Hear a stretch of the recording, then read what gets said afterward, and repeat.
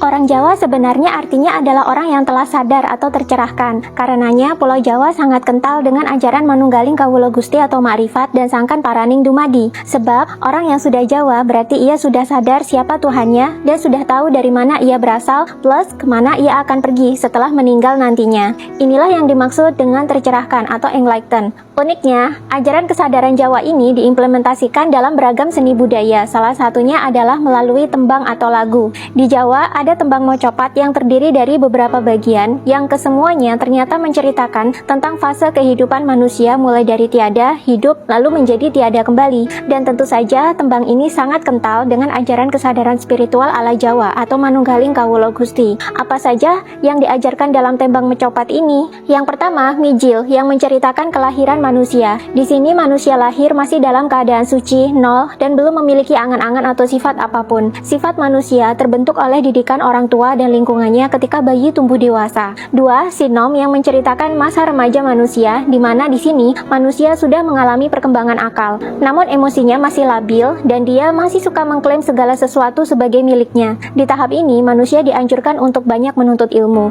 3. Asmarandono. Fase ini adalah fase di mana manusia mulai tertarik kepada lawan jenis hingga akhirnya masuk ke fase 4, yakni kinanti, masa pernikahan. Dalam tradisi spiritual Jawa, pernikahan adalah simbol untuk mencapai cahaya atau nur ilahi bersama-sama dengan pasangan. 5. Dandanggulo, fase suka duka atau pahit manis kehidupan. Setelah bahagia melangsungkan pernikahan, disinilah ujian hidup manusia yang sebenarnya dimulai. Manusia mulai merasakan pahit manisnya kehidupan yang harus dilalui berdua. 6. Maskumambang, fase manusia mulai menyadari kepalsuan atau ilusi hidup biasanya di usia dewasa hingga menjelang senja. Untuk mencapai fase tercerahkan atau manunggaling kawula Gusti, manusia harus bisa terbebas dari segala macam ilusi atau kepalsuan duniawi. Di tahap maskumambang inilah manusia mulai menyadari banyak ilusi di sekitarnya. 7. Durmo, masa manusia mengalami maju mundur. Di sini manusia harus bisa mengendalikan nafsunya agar bisa menjadi manusia sejati atau insan kamil. 8. Pangkur, di sini manusia mulai meninggalkan hal-hal duniawi. Ini adalah fase yang sudah sangat dekat ke arah makrifat. 9. Gambuh, disinilah manusia mulai mengalami kecumbuhan atau penyatuan mistik dengan Tuhan.